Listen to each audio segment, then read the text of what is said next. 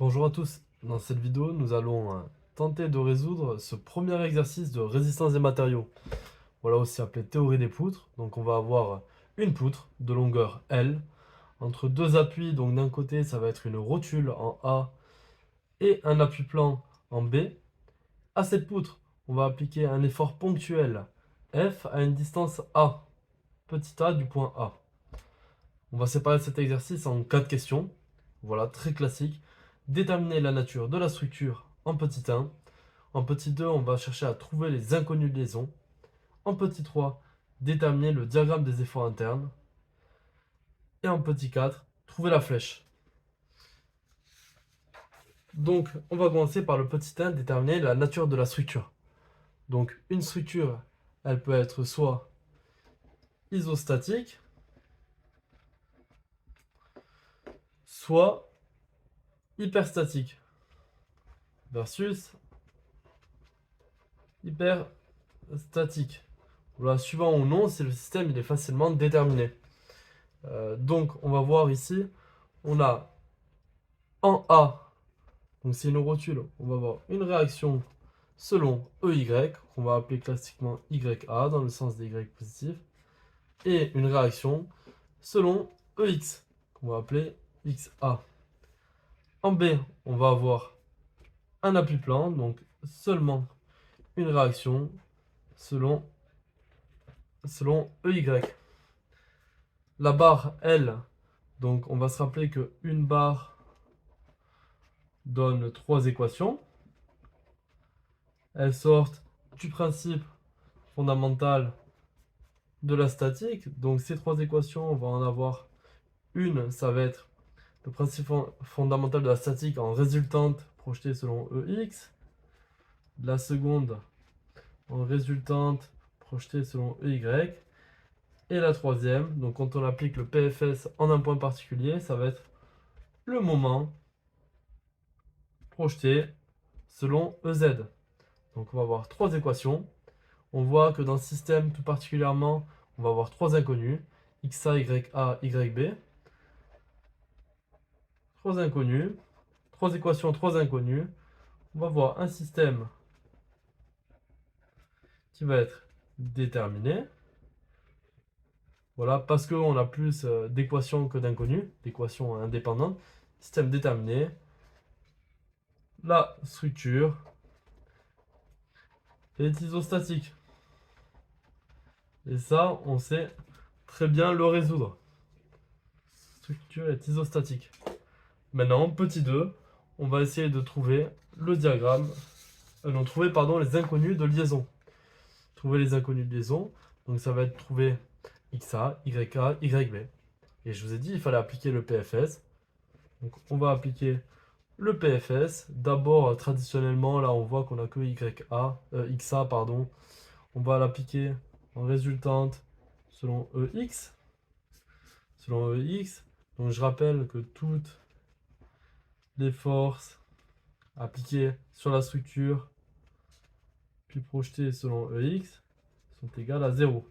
Toutes ces forces, ça va être, on va compter XA dans le sens de EX. Donc ça va équivaloir à XA plus, mais j'ai rien d'autre.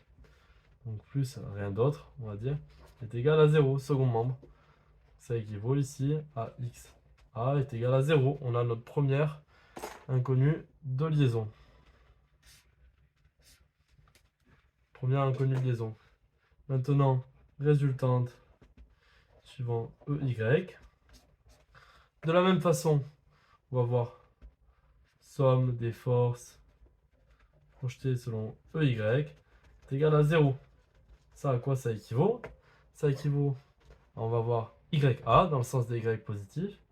Donc plus YA avec F dans le sens des Y négatifs, donc moins F, plus YB dans le sens des Y positifs, est égal à 0.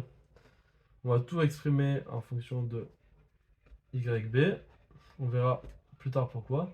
C'est égal à F moins YB. C'est un résultat intermédiaire parce qu'il nous manque YB. Et maintenant, on va essayer de trouver ce YB. On va essayer de trouver ce YB. Donc, comment est-ce qu'on va faire? Moi, je pense qu'on va avoir la place. Ben, on va appliquer le PFS en moment. Et le moment, on va l'appliquer en A. Parce que comme ça, on va se débarrasser de la contribution de YA. Ça simplifie largement les calculs. On aurait pu faire la même en B pour se débarrasser de la contribution de YB. Parce qu'on se rappelle qu'il y a une histoire de distance et autres dans les moments. Donc en A, projeté selon EZ. Et comment on va se débrouiller avec ça? Donc toujours, c'est à peu près la même équation. Donc la somme des moments des forces en A projeté selon EZ est égal à 0. Donc qu'est-ce qu'on va avoir? On va pas avoir YA parce qu'il n'existe pas, enfin parce qu'on est en A, on va pas avoir XA non plus parce qu'on est en A. Cependant, on va avoir F qui va être appliqué à une distance A, donc on va utiliser le bras de levier. Et on se rappelle que le sens trigo, là, ça va être ce sens qui va être positif. Voilà, de EX à EY. Et donc on va regarder à chaque fois les forces, dans quel sens est-ce qu'elles veulent elles veulent nous faire tourner par rapport à A. Donc le F, on voit qu'il veut nous faire tourner dans ce sens par rapport à A, donc dans le sens inverse. Donc ici, il va y avoir un moins. YB, au contraire, il va vouloir nous faire tourner dans le sens positif. Donc on va avoir plus YB appliqué à quelle distance? L est égal à 0. Et comme ça, on trouve YB qui est égal à FA sur L. On a un résultat qui est ici définitif. On va récapituler nos calculs sur cette feuille. Voilà, donc on va les mettre en haut à droite, nos résultats plutôt. Donc on va avoir XA qui est égal à 0. YA, je remplace dans ce que j'avais tout à l'heure, qui va être égal à F moins FA sur L, qui est aussi égal. Non, on va le garder comme ça pour l'instant, on ne sait pas à quoi s'attendre. Et YB, qui est égal à FA sur L. Et voilà, et comme ça, j'ai répondu à la question 2. Et maintenant, dans une troisième question, on va chercher à tracer le diagramme. Il y a 2M, pardon. Des efforts intérieurs. Donc là, ça va être plus facile d'utiliser un beau schéma. Un beau schéma, on va le faire assez gros, surtout assez large. Donc, qu'est-ce qu'on avait? On avait ici une rotule. Ici, un appui-plan. Un appui-plan. On avait une force F à une distance, on se rappelle, une distance A. La poutre faisait une longueur L, grande L. On avait aussi, on représente toutes les réactions de liaison qui sont non nulles. Donc ici, on avait YA. Et ici, on avait YB. Donc, pour tracer le diagramme des efforts intérieurs, on va d'abord déterminer les efforts intérieurs. Donc les efforts intérieurs, il va y en avoir 3. L'effort normal, donc il va s'appliquer suivant la normale à la section, c'est-à-dire suivant la direction X. Parce que si on prend une section, on la coupe dans ce plan-là.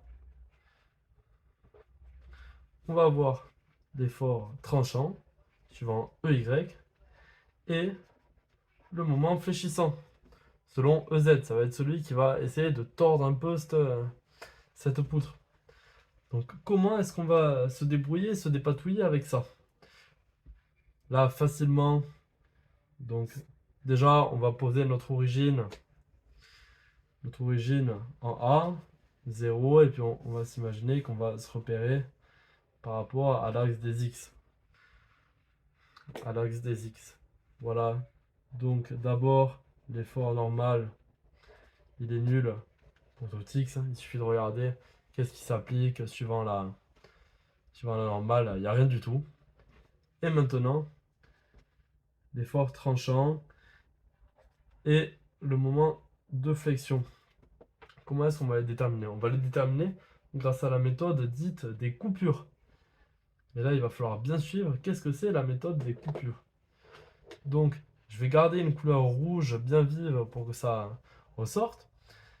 Déjà, qu'est-ce qu'on va appeler une coupure? On va appeler une coupure. Donc là, ça va ressembler à ça. Ça va ressembler à ça. Ici, je vais en faire une avant le F, une après le F. Je vais dire pourquoi. Donc, cette coupure, on va avoir deux hémisphères. Un hémisphère plus du côté des X plus grands, un hémisphère moins du côté des X plus petits. Pareil ici, pareil ici. Donc on va avoir une coupure à chaque fois qu'il y a ou une force ponctuelle ou un moment ponctuel d'appliquer, mais aussi à chaque fois qu'il va y avoir une variation brusque de géométrie. On pourrait penser par exemple à un angle, ou sinon s'il y a une liaison. Si là on avait un autre appui, si on avait par exemple ici trois appuis simples, on aurait quand même une structure qui est isostatique, mais il aurait fallu faire à chaque fois une coupure, donc avant, après la liaison. Donc on a deux coupures qu'on va appeler coupure 1 et coupure 2. Et à chaque coupure, on va regarder en fait ce qui se passe à gauche et à droite de la coupure. On va en choisir un des deux, ce qui est le plus facile à exprimer. Donc vous allez voir, on va comprendre plus facilement. Donc d'abord, je me mets dans l'hémisphère que je vais appeler 1. C'est-à-dire, pour tout x appartient plutôt dans la coupure 1. Donc c'est-à-dire pour tout x appartient à 0, A, c'est-à-dire avant la force ponctuelle. Et là, je vais regarder l'effort tranchant, où est-ce que c'est plus facile? Donc les forces qui s'appliquent suivant EY, où est-ce que c'est plus facile de les voir? À droite, j'en ai deux, à gauche, j'en ai une. Je vais choisir de regarder à gauche. Donc T est égal. Je vais regarder à gauche, et on voit que c'est l'hémisphère négatif. Donc je vais mettre un moins, et maintenant, qu'est-ce qui se passe à gauche? Je vais avoir un moins YA dans le sens positif. Donc moins YA qui est égal à moins F plus FA sur L. Et de même, pour le moment fléchissant, donc je vais regarder le moment qui s'applique en ce point. On se rappelle qu'en ce point, donc le sens positif, il va toujours être comme ça, hein, le sens positif de rotation. Et donc, pareil, je vais regarder par rapport à la force ce qui se passe à gauche. Il ne faut vraiment pas oublier de considérer ces forces de liaison. Je vais avoir un moins dû à mon hémisphère. Et maintenant, je vais regarder quel va être le moment. Quel va être le moment. Donc, je vais avoir YA qui va avoir tendance à faire tourner ma barre dans le sens négatif. Donc, je vais avoir moins parce que ça fait tourner ma barre dans le sens négatif. YA, et je me retrouve à quelle distance du point? Cette distance là, ça va être X. Moins YAX, qui est égal à F moins FA sur L, X. Et voilà, et là j'ai trouvé les efforts intérieurs sur la première partie. Maintenant, on va regarder à quoi ils sont égaux sur la seconde partie. Donc sur la seconde partie, je reprends mon schéma. Sur la seconde partie, je vais me mettre comme ça. Je vais avoir donc, où est-ce que c'est plus facile de regarder? Ça va être maintenant à droite parce que j'ai que le YB. Donc sur ma seconde partie, c'est-à-dire pour tout x appartenant à A, L, et je garde mon origine en 0. Je garde mon origine en 0. Je vais avoir l'effort tranchant qui est égal à plus, parce que je vais regarder à droite,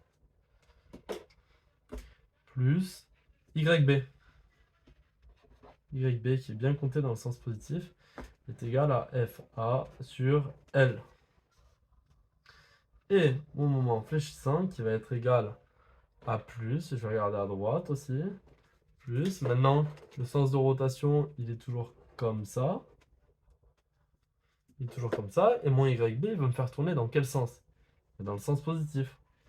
Donc je vais avoir YB fois cette distance qui va être égale à L moins X. Qui est égal donc à FA sur L facteur L moins X. Donc on regarde un peu les dimensions. L'effort tranchant qui doit être une force, ça va avoir la dimension d'une force fois un rapport de distance, donc bien la dimension d'une force. Le moment fléchissant, ça va avoir la dimension d'une force, on vient de le dire, fois une distance, donc c'est bien un moment. Et ici, l'effort tranchant, de même, c'est la somme de forces. Donc on se retrouve bien là sur la dimension, c'est plutôt rassurant. C'est plutôt même très rassurant. Et aussi, ce qui est sympa de voir, c'est entre, on va pas bien pouvoir le représenter ici, mais entre t avant la force appliquée et t après la force appliquée, on voit qu'il y a eu un plus F. Un plus F, et ça correspond bien à l'ajout de cette force. À l'ajout de cette force. Et donc, on est content que ça tombe là-dessus. On va faire un petit tableau qui va résumer nos résultats. Donc, on va avoir T qui va être égal à moins F plus FA sur L sur petit 1 et FA sur L sur petit 2. Et MF qui va être égal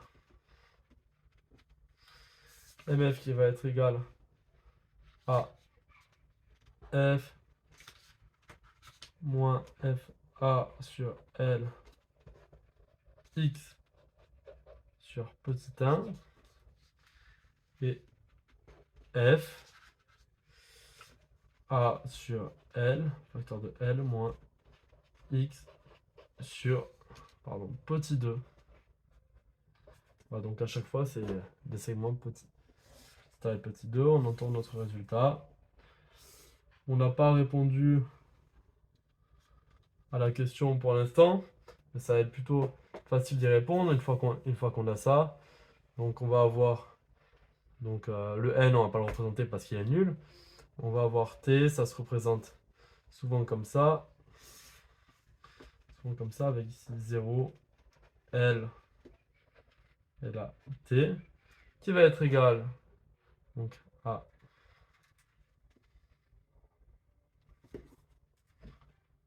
va être égal ici, donc le 0 il est plutôt ici, à moins f plus FA sur L, donc ça va être quelque chose de négatif, ça va être ici, après on fait un saut de F, et on retombe à FA sur L, donc on va dire que c'est à peu près ici.